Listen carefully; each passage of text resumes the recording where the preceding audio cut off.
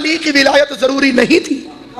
تو جب حارث نے کہا خدایا اگر محمد سچے ہیں کہ تو نے علی ولی اللہ کا حکم دیا تو آسمان سے مجھ پہ عذاب نازل کر. حضور نے اسے سمجھایا کیوں نہیں؟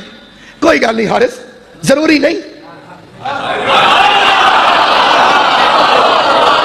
پڑھ لے سے تو بھی ٹھیک ہے، نہ پڑھے تو بھی ٹھیک ہے، تو جان تے بچا. نبی نے فرمایا علی کی ولایت کا منکر مرتا ہے تو مرے. اس نے یہ ڈرامہ کس لیے کیا؟ آخر اس نے یہ فکر کیوں کہا؟ کیونکہ اس سے پہلے ایک مرتبہ مکے کے اندر ابو جہل نے کہا تھا کہ اگر اس کو تو نے نبی بنایا ہے محمد مصطفیٰ کو تو خدایا مجھ پر عذاب نازل کر. اوپر سے پتھر نہ آیا بلکہ آیت آ گئی کیف نعذبہم، ان پر کیسے عذاب نازل کروں، انت فیہم، محمد ان میں تو رہتا ہے. اب اس بے غیرت کی سازش یہ تھی کہ پتھر تو آئے گا نہیں، علی کی ولایت سے جان چھوٹ جائے گی.